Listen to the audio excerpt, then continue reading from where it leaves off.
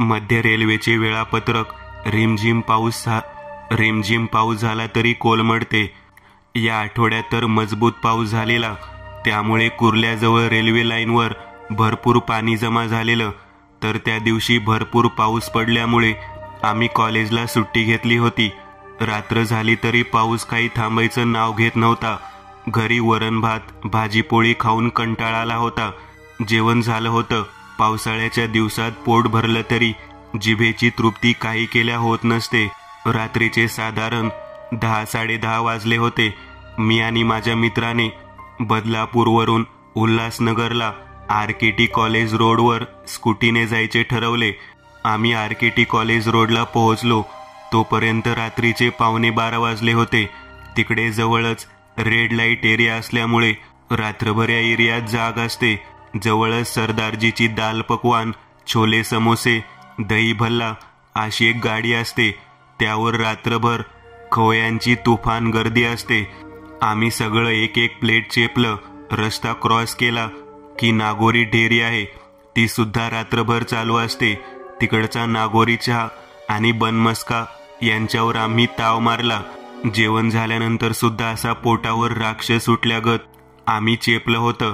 ते सगळं आमच्या अगदी गळ्यापर्यंत आलं होतं. अशीही आम्हाला दोघांनाही असं ओईउस्तवर खाण्याची सवय नव्हतीच. पण खाऊ आजी म्हणायची, कधी नव्हे तो बकासूर जागा झाला तर काहीतरी आगटीत घडण्याची ती सूचना असते. ती घरून निघताना आजी खेकसली होतीच. रांडच्यांनो, बापाचा पैसा अवदशीच्या बोडक्यावर घालू नका. तिच्या मते रात्रीच्या वेळेस जेवणानंतर जिभेवर अवदशी येते, जी आपल्या मार्फत तिची रसना तृप्ती करून घेत असते. आमचे वय असल्या गोष्टी गांभीर्याने घेण्याचे नव्हते, त्यामुळे आम्ही पोटात सगळं चेपलं होतं. रात्री 12:30च्या सुमारास आम्ही स्कूटरने पुन्हा बदलापूरला घराकडे जायला निघालो. साईबाबा मंदिर क्रॉस करून पुढे अंबरनाथला ऑर्डनन्स जवळ पोहोचलो आणि इतक्यात जोरदार पाऊस सुरू झाला. ऑर्डनन्सच्या अलीकडच्या गेटजवळ एक सायकलवाला अण्णा होता. तिकडे आम्ही थांबलो.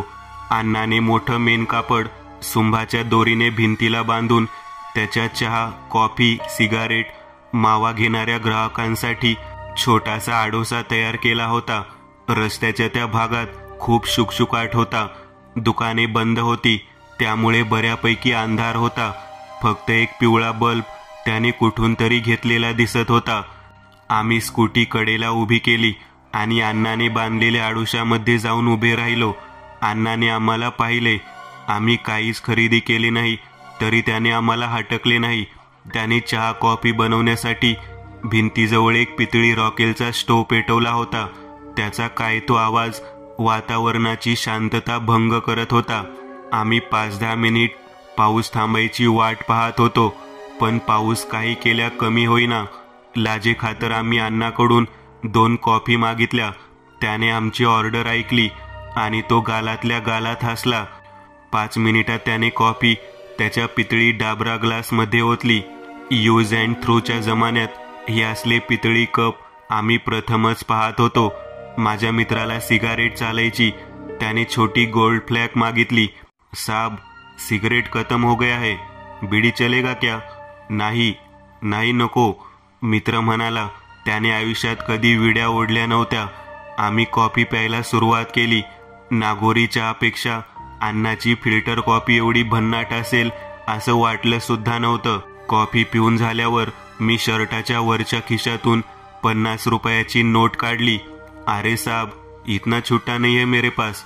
4 आने का कॉफी के लिए 50 का नोट मत दो, पैसा खुला दो.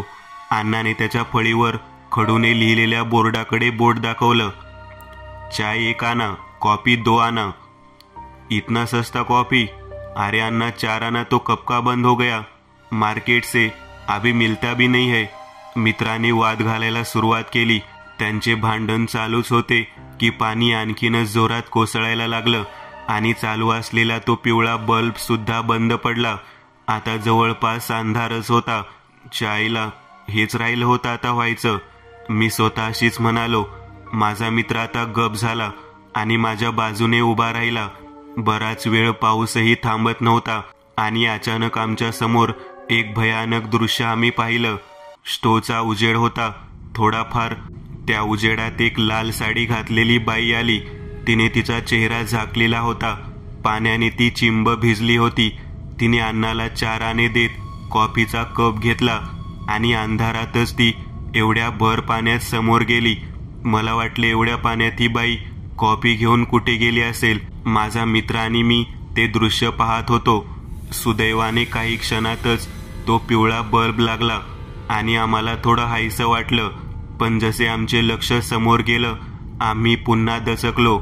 समोर एका झाडाखाली ती बाई बसली होती. तिची काळी आकृती फक्त आम्हाला दिसत होती, पण ती याच दिशेने पाहत आहे याचा अंदाज आम्हाला आला होता. वाटत होतं की जसं पाणी बंद होईल लगेच येथून निघून जाऊ.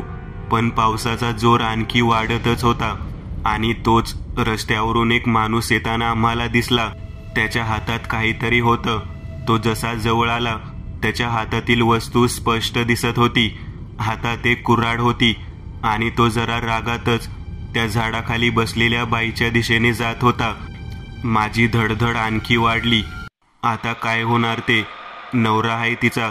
बऱ्याच वेळाने अण्णा बोलला, हो पण हा कुऱ्हाड घेऊन का जातोय? माझा मित्र म्हणाला, बेवडा आहे, नुसता मारत राहतो. लय वेळ ही बाई मी पाहिली त्या झाडाखाली झोपताना, तेही रातच्याला. अहो पण त्याचा नेम आज काही ठीक दिसत नाही आहे. अहो आपण काय करणार? नवरा बायकोचं भांडण, उगाच कशाला त्यात पडायचं? त्यांचं ते बघतील. अण्णा असं बोलताच मला त्याचा राग आला. काही माणुसकी नावाची चीज आहे की नाही? तो माणूस आता तिच्या जवळ गेला.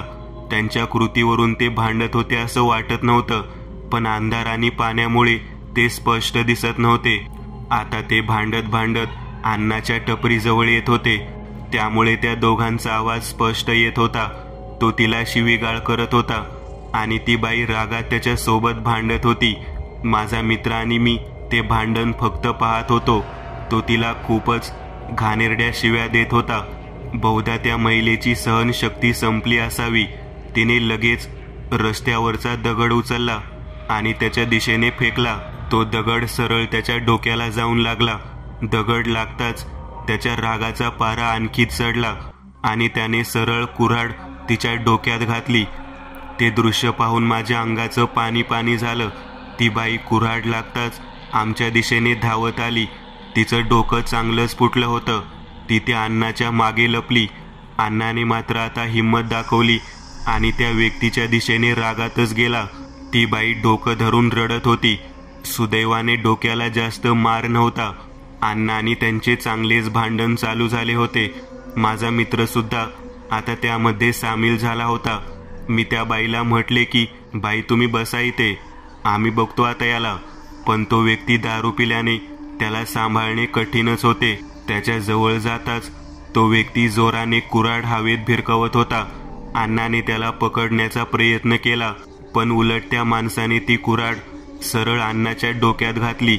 पण यावेळी वार इतका तीक्ष्ण होता की अण्णा जागीच कोसळला. माझे तर हातपाय थरथर कापत होते. इतकं भयंकर दृश्य माझ्या समोर होते. याआधी कधी या प्रसंगाला मी सामोरे गेलो नव्हतो, त्यामुळे मी सुन्न पडलो होतो. पण माझ्या मित्राने मात्र त्याच्या हातची कुऱ्हाड घेतली आणि तो त्या माणसाला लातीने चांगला झोडपत होता. काहीशा आवाजाने माझी तंद्री भंगली. आमच्या स्कूटीजवळ ठाणे ग्रामीण पोलिसांची गाडी येऊन उभी राहिली. ए, इकडे काय करताय रे रात्रीचं? मी धावत पोलिसांकडे गेलो. साहेब, हे बघा, मर्डर झाला इथे. येडा झाला का? पिऊन आहेस का? अहो साहेब, हे बघा. असं म्हणत मी मागे वळलो आणि पाहतो तर काय, माझा मित्र एकटाच भिंतीकडे तोंड करून वाद घालत होता. अण्णा, त्याचा मृतदेह, त्याची सायकल, ती बाई माणूस, स्टो, त्याचा मेन कापडाचा आडोसा, सगळं फटक्यात गायब झालं होतं. साहेब, आम्ही जातो घरी. सॉरी, मी चक्रवात म्हणालो. मी माझ्या मित्राला जवळपास खेचूनच स्कूटीवर बसवलं आणि स्कूटी काढून आम्ही बदलापूरच्या दिशेने धूम ठोकली. मी तर काही दिवस या गोष्टीतून निघालो, पण माझा मित्र 6 महिने वेड्यासारखा करत होता. नंतर बरीच दवाखाने आणि देवस्थाने फिरून तो बरा झाला. आमच्यासोबत जे घडलं ते बऱ्याच लोकांनी अनुभवलं. आजही अनेक वेळा त्या रस्त्यावर टपरीवाला अण्णा दिसतो आणि ती बाई आणि माणूस सुद्धा. दुसरा अनुभव कशेडी घाट. हा थरारक अनुभव माझ्यासोबत नुकताच घडलेला आहे. मी एक शिक्षक आहे. तसा मी मुंबईला राहतो. काही दिवसांची सुट्टी काढून मी माझ्या फॅमिलीसोबत गोव्याला जाणार होतो. माझ्या फॅमिलीमध्ये मी, माझी छोटी मुलगी अक्षरा आणि माझी बायको साक्षी. आम्ही गोव्याला जात असताना साक्षी तेव्हा 2 महिन्याची प्रेग्नेंट होती. दादरवरून शनिवारच्या शिवशाहीच्या 3 तिकीट बुक केल्या होत्या. रोज ट्रेनचा प्रवास करून आम्ही बोर झालो होतो. त्यामुळे यावेळी आम्ही बसने जाण्याचा विचार केला. आमचा प्रवास रात्रीचा होता. 7:30च्या दरम्यान आमची गाडी दादर बसस्थानकावर उभी होती. वाटलं होतं की गाडीत भरपूर गर्दी असणार, पण गाडी अर्धी सुद्धा भरली नव्हती. बसमधील समोरच्या 6-7 सीट भरलेल्या होत्या. बाकी पूर्ण गाडी रिकामी होती.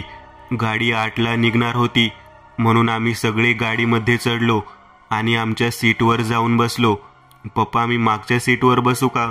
माझी मुलगी अक्षरा मला म्हणाली.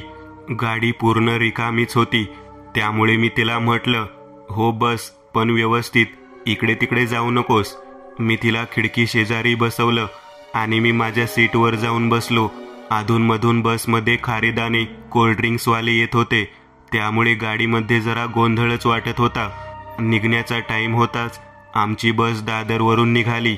शिवशाही असल्यामुळे गाडीमध्ये एसी होती, त्यामुळे बाहेरच्या गरमीपेक्षा आतमध्ये बरं वाटत होतं. साक्षी बरीच थकल्याने आता तिचे डोळे लागत होते. साक्षी, तुला झोप येत असेल तर झोप, मी ठेवतो लक्ष अक्षरावर. मी साक्षीला झोपायला सांगून अक्षराकडे गेलो. अक्षरा शांतपणे आपल्या सीटवरून बाहेरचे दृश्य निहाळत होती. ती व्यवस्थित आहे पाहून मी परत आपल्या सीटकडे आलो. आम्हाला प्रवास करून आता बराच वेळ झाला होता. गाडीत मंद अशा पिवळ्या लाईट लावल्या होत्या आणि आतमध्ये चालू असलेल्या एसीमुळे मला सुद्धा डुलक्या येत होत्या. तरी सुद्धा अक्षराच्या काळजीमुळे मी झोपत नव्हतो. पण आता झोप इतकी येत होती की अक्षराजवळ गेलो आणि तिला म्हणालो, बेटा चल, आता झोप, खूप रात्र झाली आहे. तिनेही काहीच न म्हणता माझे म्हणणे ऐकत आमच्या सीटवर बसली. मी तिला माझ्या आणि साक्षीच्या मधात बसवले. ती जवळच असल्यामुळे मला काळजी आता कमी वाटत होती. तिनेही माझ्या खांद्यावर डोके टेकवले आणि ती झोपली. काही वेळातच मलाही झोप यायला लागली. वेळ माहीत नसेल, पण मी आता चांगला झोपलो होतो. तोच मला माझ्या पत्नी साक्षीचा आवाज येत होता. मी डोळे चोळतच उठलो. मी उठलो पाहून साक्षी मला म्हणाली, आहो, अक्षरा कुठे गेली? ती अजून पण मागेच बसली आहे का? बहुतेक साक्षी झोपेतून आता उठली असणार, त्यामुळे तिला माहीत नसणार की ती झोपली असताना मी अक्षराला या सीटवर आणले होते म्हणून. पण अक्षरा आता आमच्या जवळ नव्हती. अगं, ती तर इथेच होती. काही क्षण मी घाबरलो. मी पटकन सीटवरून उठलो आणि बाजूच्या आणि आमच्या मागच्या सीट पाहिले. अक्षरा तिथे सुद्धा नव्हती. मी बसमधील समोरच्या सीटकडे सुद्धा जाऊन पाहिले. तेथील सीटवरील सगळे प्रवासी झोपले होते. मला वाटलं परत अक्षरा मागच्या सीटवर गेली असेल, म्हणून मी मागच्या सीटकडे जाऊ लागलो. आणि जसा मी मागे गेलो, मला कोणीतरी बोलत असल्याचा आवाज आला. मी मागच्या सीटवर गेलो तेव्हा पाहिले की अक्षरासोबत आणखी एक मुलगी बसली होती, तिच्याच वयाची, 9-10 वर्षाची. मी येताच त्या दोघींनीही माझ्याकडे पाहिलं आणि त्या मुलीने मी येताच मला कशी तरी स्माईल दिली. ती जेव्हा माझ्याकडे पाहून हसली तेव्हा खरं सांगतो, माझ्या अंगावर सरसरून काटा आला. बेटा, तू इथे काय करत आहेस? तू झोपली होती ना? आणि ही मुलगी कोण आहे? मी अक्षराला म्हणालो. हो पापा, पण मला झोपच येत नव्हती. मग दीदीने मला आवाज दिला आणि आम्ही मस्त खेळलो. मी त्या मुलीला म्हणालो, बेटा तू कोण आहेस आणि आई बाबा कुठे आहेत तुझे? मला वाटलं बसमधीलच एखाद्या प्रवाशांची ती मुलगी असेल. त्यावर त्या मुलीने काहीच न बोलता मला बाजूच्या सीटकडे बोट दाखवलं. मी जेव्हा त्या बाजूने पाहिलं तेव्हा मला धक्काच बसला. बाजूच्या सीटवर एक बाई आणि माणूस बसले होते आणि माझ्याकडेच पाहत होते. माझी नजर तिकडे जाताच ती बाई कसे तरी हसत मला म्हणाली, आमचीच मुलगी आहे ती, तिला सुद्धा झोप येत नव्हती, म्हणून सोबतीला तुमची मुलगी दिसली. म्हटलं तेवढंच तिला सुद्धा बरं वाटेल. तुम्ही झोपले होते त्यामुळे तुम्हाला उठवणे बरे वाटले नाही. अहो पण तुम्ही मागे का बसलात? समोरच्या सीट खालीच, आणि मी तर तुम्हाला बसमध्ये चढताना पाहिले सुद्धा नाही. त्यावर तो माणूस मला म्हणाला, अहो कशेडी घाटात आमची गाडी बंद पडली होती म्हणून या बसला आम्ही हात दाखवला लिफ्टसाठी. म्हटलं पुढे कुठेतरी उतरून रात्र काढावी. समोरील सीटवर एसी चालत नव्हती म्हणून आम्ही मागे येऊन बसलो. तो व्यक्ती म्हणाला, मी खिडकीतून बाहेर पाहिले. आता खरंच कशेडी घाट चालू झाला होता. मला त्यांच्या गोष्टीवर विश्वास बसत नव्हता, पण मी म्हटलं असू दे कोणी पण, आपल्याला काय करायचे. मी मनातल्या मनात म्हणालो आणि अक्षराला म्हणालो, बेटा चल, मम्मी बोलावत आहे तुला. पप्पा मी बसते ना दीदीजवळ, मला छान छान गोष्टी सांगत आहे. आता ते तिघे एकसारखे माझ्याकडे पाहत होते. मला तर एक क्षणही तिथे थांबावं सुद्धा वाटत नव्हतं, पण अक्षरा हट्ट करत होती की मला त्या पोरीसोबतच बसायचे आहे म्हणून. आमचे बोलणे चालूच होते की आता माझी पत्नी साक्षी सुद्धा आमच्या जवळ आली. काय ग अक्षरा, काय झालं? चल समोर बस. आणि मुलगी कोण आहे? ती येताच म्हणाली. मी तिला त्या तिघांचा परिचय करून दिला. अहो ताई राहू द्या की तिला इथे, तेवढंच करमेन तिला, बोर वाटणार नाही. आणि तसं पण तुम्ही गरोदर वाटत आहात, काळजी घ्या. बसमध्ये झटके येतात मागे, तुम्ही जाऊन शांत बसा. ती साक्षीच्या डोळ्यात पाहत म्हणाली. आमच्या दोघांच्याही अंगावर तर शहारे आले होते. त्या बाईचे बोलणे ऐकताच मी विचार करत होतो की साक्षी प्रेग्नेंट आहे ही या बाईला कसं माहीत, कारण ते अनोळखी होते. नंतर एक विचार आला की गोष्टीमध्ये अक्षराने सांगितलं असेल. आता ती बाई आम्हाला म्हणाल्यावर आणि अक्षराच्या हट्टापायी काय बोलावे ते सुचत नव्हते. शेवटी नाईलाजास्तव आम्ही तिला त्या मुलीजवळ बसू दिले. पण माझी बिलकुल इच्छा नव्हती की अक्षरा त्या मुलीजवळ बसावी. एकतर ते लोक अनोळखी, पण जर जबरदस्ती केली असती तर चांगलं वाटलं नसतं. म्हणून मी आणि साक्षी आमच्या सीटवर जाऊन बसलो. अहो हे लोक कुठून बसलेत? दादर बस स्थानकावर तर दिसले नाहीत, साक्षी म्हणाली. त्यावर मी म्हणालो, अगं त्यांची कशेडी घाटात गाडी बंद पडली होती म्हणून त्यांनी या बसला लिफ्ट मागितली असे सांगत आहे ते. पण हे लोक मला काही व्यवस्थित नाही वाटत आहे. मी साक्षीला म्हणालो, का हो असे का म्हणत आहे? बघ न, गाडी पूर्ण खाली असून सुद्धा एकदम मागे जाऊन बसलेत. समोरच्या एवढ्या सीट खालीच आहेत. आणि मी कारण विचारलं तर म्हणत होते की समोरील एसी बंद आहेत, पण मी येताना पाहिलं तर सगळ्या सीटवरील एसी चालू होत्या. काय? पण ते का असं बोलतील? साक्षी आश्चर्याने म्हणाली. म्हणून तर म्हणत आहे की मला थोडा संशय येत आहे. तुम्ही एक काम करा ना, ड्रायव्हरला विचारा की हे लोक कोण आहेत, खरंच ते कशेडी घाटातून बसले आहेत का?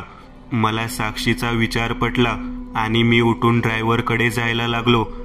गाडी जागेवरूनच बुकिंग होत असल्यामुळे यामध्ये कंडक्टर असा काही प्रकार नसतो. मी आता ड्रायव्हर जवळ आलो. तो शांतपणे कशेडी घाटात गाडी चालवत होता. मी म्हणालो, काका काही प्रॉब्लेम नसेल, एक गोष्ट विचारायची होती. मी असं म्हणताच कंडक्टर मला म्हणाला, अहो साहेब गाडी घाटातून जात आहे, काळजी घ्यावी लागते ड्रायव्हिंग करताना. त्यामुळे जे काही बोलायचं असेल ते गाडी थांबल्यावर बोला. पुढे अर्ध्या तासात एक ढाबा आहे, तिथे गाडी थांबणार आहे, मग बोला काय ते. ड्रायव्हरने असं म्हटल्यावर मी माझ्या जागेकडे जायला निघालो आणि माझं लक्ष मागच्या सीटवर गेलं. अंगावर काटा उभा राहिला. मागे बसलेली ती फॅमिली, ती बाई, माणूस आणि ती मुलगी सीटवरून वाकून मलाच पाहत होती. थोडा अंधार होता बसमध्ये, पण त्यांच्या चेहऱ्यावरील ते भयानक हसू मला दिसत होतं. माझी नजर मी दुसरीकडे करत पटकन जागेवर जाऊन बसलो. मी जसा खाली बसलो तेव्हा माझी छाती धडधड करत होती. माझ्याकडे पाहताच साक्षी म्हणाली, काय हो, काय झालं? इतके का घाबरलेत? आणि ड्रायव्हरला विचारलं की नाही? त्यावर मी ड्रायव्हरने जे म्हटले ते तिला सांगितले, पण मी का घाबरलो हे मात्र मी तिला सांगितलं नाही. आता मला अक्षराची काळजी वाटत होती. मी कसा तरी जागेवरून उठलो आणि अक्षराकडे जायला निघालो. आता परत माझी नजर मागच्या सीटवर गेली, पण यावेळी मात्र मला ते भयानक हास्य करणारे ते तिन्ही चेहरे दिसले नाही. मी सीट जवळ गेलो तेव्हा 2 आवाज मला येत होते, एक अक्षराचा आणि दुसरा त्या मुलीचा. पण जेव्हा मी त्या दोघींजवळ गेलो तेव्हा पाहिलं की अक्षरा झोपली होती आणि ती मुलगी सुद्धा. बाजूच्या सीटवर पाहिले तर ती बाई आणि माणूस सुद्धा झोपलेल्या स्थितीत होते. माझं तर डोकंच काम करत नव्हतं. काय भास होत आहेत मला, मी स्वतःशीच म्हणालो. मी काही न बोलता अक्षराला सीटवरून उचलले आणि मी माझ्या सीटकडे चालू लागलो. मी अक्षराला माझ्या सीटवर बसवलं. आपसुकच नजर मागे गेली आणि परत मानेवरील केस भीतीने उभे राहिले. ती बाई, तो माणूस सीटवरून वाकून माझ्याकडे पाहत होता. बापरे, माझ्या तोंडून शब्द निघाले आणि मी पटकन माझ्या सीटवर बसलो. मी घाबरत साक्षीला म्हणालो, हे मागे बसलेली फॅमिली जरा विचित्रच दिसते. कधी झोपते, कधी पण उठते. नक्की काय प्रकार आहे हा? माझ्या या गोष्टीने साक्षी सुद्धा घाबरली. ड्रायव्हरच्या म्हणण्यानुसार अर्ध्या तासात आमची बस एका धाब्यावर थांबली. तसं प्रत्येकजण खाली उतरत होते, पण आम्हाला काहीच नको होते. त्यामुळे साक्षी म्हणाली, अहो फक्त एक पाण्याची बॉटल घेऊन या, बाकी काही नको. अक्षरा सुद्धा झोपली आहे, तिला माझ्याजवळच राहू द्या, मी थांबते इकडेच. आणि आणखी एक गोष्ट माझ्या लक्षात आली की मागे बसलेली ती फॅमिली धाबा आल्यावर सुद्धा खाली उतरली नाही. पूर्ण बस रिकामी होती. फक्त आम्ही आणि ती मागे बसलेली फॅमिली बसमध्ये होती. पूर्ण बस अंधारात त्या धाब्याजवळ उभी होती. त्या दोघांना असं एकटं सोडून जाणं मला ठीक वाटत नव्हतं. पण माझे लक्ष बाहेर धाब्याजवळ असलेल्या एका टपरीकडे गेलं, जिथे या बसचा ड्रायव्हर उभा होता. मला वाटलं की हाच एक चान्स आहे की ते मागे बसलेली फॅमिली कोण आहे हे, किंवा ही फॅमिली खरंच कशेडी घाटातून बसली आहे का, हे सत्य विचारण्यासाठी. साक्षी आणि अक्षरा झोपले होते. मी गाडीतून खाली उतरू लागलो, पण माझी नजर मागच्या सीटकडे होती. मागे काहीच हालचाल नव्हती, फक्त अंधार होता. कारण बस थांबताच ड्रायव्हरने मागील लाईट बंद केली. मी लगेच टपरीजवळ गेलो आणि तेथून एक पाण्याची बॉटल विकत घेतली. ड्रायव्हर कोणासोबत तरी फोनवर बोलत होता. मला पाहताच त्याने 2 मिनिट म्हणून इशारा केला. बहुतेक त्यालाही आठवले होते की मला काही विचारायचे होते म्हणून. मी त्याच्या फोन ठेवण्याची वाट पाहू लागलो आणि थोड्या वेळाने फोन ठेवून तो माझ्याशी बोलला. बोला साहेब, काय म्हणत होता? मी सुद्धा वेळ न घालवता सरळ विषयाला हात घातला. काका, मगाशी कशेडी घाटात गाडी थांबली होती का? त्यावर ते ड्रायव्हर काका म्हणाले, हो थांबली होती. पण कशासाठी थांबली होती? अहो पण हे तुम्हाला काय करायचे आहे त्याच्याशी? ड्रायव्हरने मला विचारले. काका, मला फक्त एवढं सांगा की मगाशी गाडी थांबली असता कोणी गाडीमध्ये चढले का? अहो कशाला चढेल? असं मधातून ड्रायव्हरने असं बोलताच मला समजले की ते बसमधील जे कोणी होते ते खोटे बोलत आहे म्हणून. काका, गाडीमध्ये एक फॅमिली चढली आहे आणि सांगत आहे की कशेडी घाटात गाडी बंद पडली म्हणून. त्यांनी तुम्हाला लिफ्ट मागितली आणि तुम्ही गाडी थांबवली. माझे असे बोलताच ते काका म्हणाले, काय? अहो पण असं कोणीच लिफ्ट मागितली नाही आणि गाडी मी यासाठी थांबवली होती कारण गाडी खूप गरम झाली होती आणि पाणी टाकण्यासाठी मी फक्त 2 मिनिट गाडी थांबवली कारण रोजचं काम आहे माझं ते. तुम्हाला काहीतरी गैरसमज झालेला दिसतोय. आमचे बोलणे पूर्ण सुद्धा झाले नव्हते, तोच बसमधून ओरडण्याचा आवाज आला. मी चांगलाच घाबरलो कारण बसमध्ये फक्त माझी मुलगी आणि माझी बायको साक्षी होती आणि तो आवाज साक्षीचाच होता. मी धावतच बसकडे गेलो. मी जेव्हा बसजवळ आलो तेव्हा साक्षी चांगलीच घाबरली होती आणि तिच्यासोबत अक्षरा सुद्धा होती, जी रडत होती आणि तिने तिचा हात धरून ठेवला होता. मी दिसताच त्या दोघीही माझ्याजवळ धावत आल्या. तिच्या आवाजाने धाब्यातील जेवणारी प्रवासी मंडळी सुद्धा बसजवळ आले. साक्षीला बोलणे सुद्धा जमत नव्हते, तिची दातखिळीच बसली होती. मी तिला थोडं शांत केलं आणि पाणी प्यायला दिलं.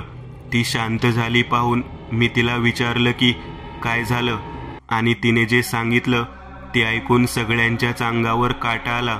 जेव्हा मी तिच्यासाठी खाली पाणी आणायला गेलो होतो तेव्हा तिला झोप लागली होती, पण अचानक जेव्हा तिला जाग आली तेव्हा तिनं पाहिलं की एक हात तिच्या पोटावर फिरत होता.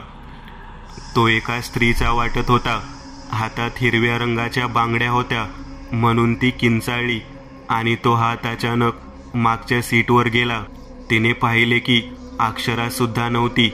जेव्हा ती मागे गेली तेव्हा तिने पाहिलं की मागच्या सीटवर अक्षरा झोपली होती आणि तिचा हात एक पांढऱ्या चेहऱ्याच्या पोरीने दातात पकडला होता आणि तिचे डोकं त्या बाईच्या मांडीवर होते, जिचे केस मोकळे सोडले होते. आणि साक्षीला पाहताच ती बाई हसत होती. तो माणूसही मागच्या सीटवर बसून तिच्याकडेच पाहत होता. तिने कसे तरी देवाचे नाव घेऊन घाबरतच अक्षराला उठवले. त्या तिघांनीही तिला अडवले नाही. तिचे बोलणे ऐकून मी तर पार घाबरून गेलो होतो. मी जेव्हा अक्षराचा हात पाहिला तेव्हा तिच्या हाताला कोणीतरी चावलं होतं. तेथील काही लोक म्हणाली, "अहो भाऊ, आपण एक वेळ गाडी चेक करूया, सगळं माहीत होईल."